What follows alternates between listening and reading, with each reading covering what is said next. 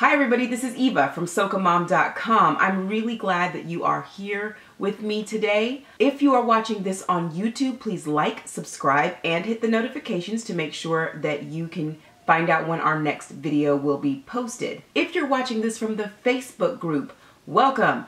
I am so glad that you are here. If you're new, please introduce yourself in the comments. If you've been here for a while, welcome our new members and tell them a little bit about yourself. If you're watching from YouTube and you'd like to join our Facebook group, there is a link down in the description. You just click on it and fill out the little bit of information that we ask from you so that you can join us in our conversations. There's some videos that you'll see on here that are also in the Facebook group, but there are also a lot of group-only videos. So days when I'm doing our welcome video from the gym or the car or wherever I am, because we do have a brand new video every day, but those are only in the Facebook group. So yesterday, some of you may have watched the US Open. I know I did. I was in New Jersey for the Newark International Film Festival. I had gone there to see my cousin Taria's film. She has a short film called Instance.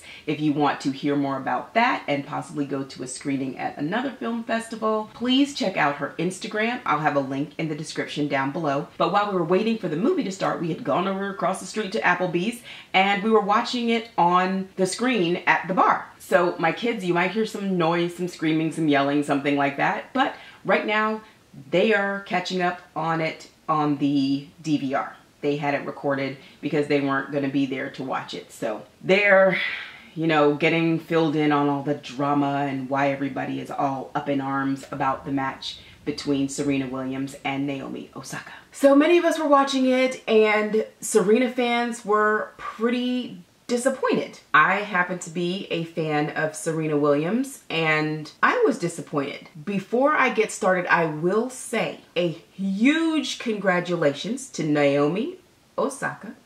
She is Haitian and Japanese. She was playing for Japan. This is Japan's first US Open win, so congratulations. This is Naomi's first win. Again, congratulations. We are so very proud of you. And to see that as the final is huge. It's huge for women of color. I'm sure it's huge for Japan. It's huge for America. It's huge for Black women. So congratulations to both ladies. Everybody played their heart out. So today I would like to talk with you about fairness. This is a topic for me that can get emotional, so I'm going to try to keep it together. If I don't keep it together, I'm going to edit it out. It is what it is. Many of us growing up were told that life's not fair.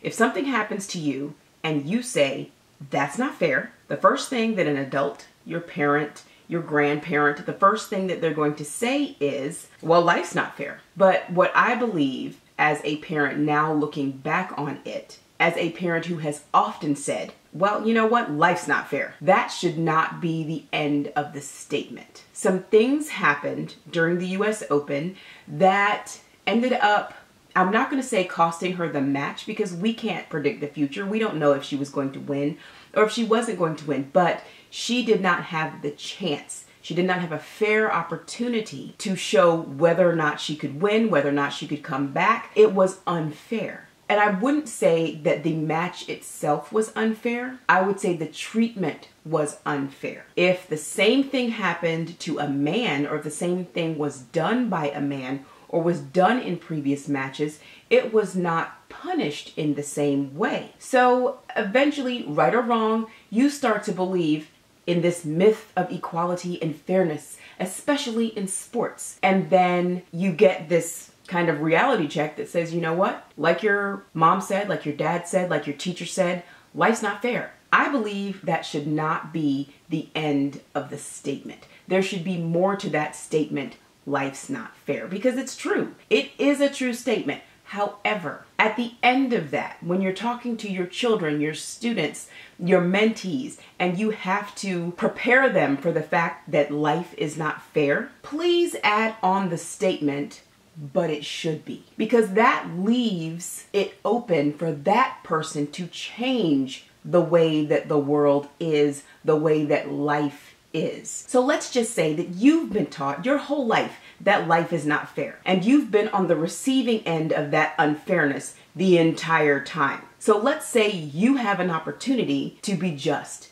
to be fair, to champion equality. Let's say that you have that opportunity. But in the back of your head, you've been taught that life is not fair. You have been telling your children, your coworkers, whenever something goes on that isn't right, you've been telling them, well, life is not fair. You've been repeating that to yourself until it becomes part of who you are and part of what you believe. And then it becomes part of your value system. And then when you have the opportunity to be fair, you feel like you don't have to be. You know why? Because you now believe that life is not fair. So if it's a fact that life is not fair, why do you have to be fair? Why do you have to give other people the same opportunity that everyone has? Why do you have to do that if you've been taught and everybody says life is not fair? When things happen that are unfair, it's not just for that moment. It's not just for that person. It's not just for that thing that happened at that time. It's not just a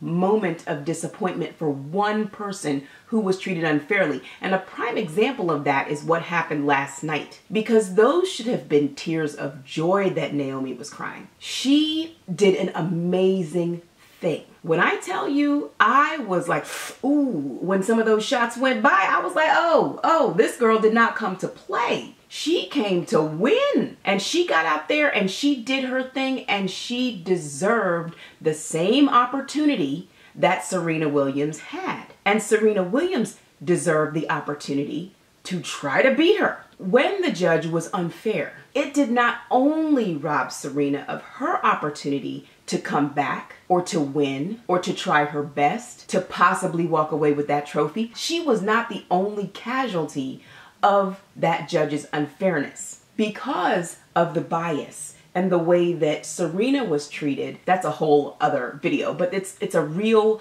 bias. Things that other players got away with and other coaches got away with, or during other matches, it wasn't the same for her. But she wasn't the only one who lost out here. Naomi Osaka lost out on her opportunity to feel like a champion, to be celebrated like a champion. She will forever hear the boos. Can you imagine that? It's your first US Open and your victory is met with boos from the crowd.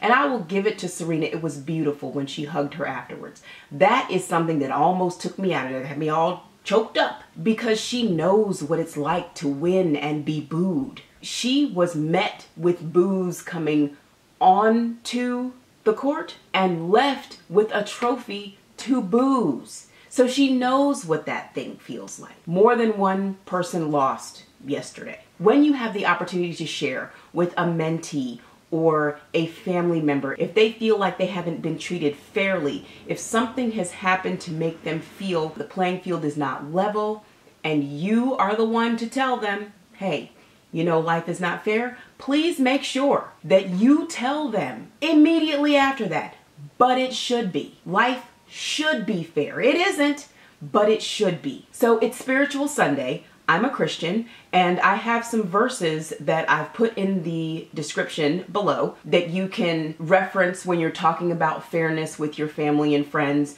when you're sharing with your children why they should be fair. Please reference those scriptures down below. I have the chapter and the verse and a quote of the scriptures so that you can read them and share them.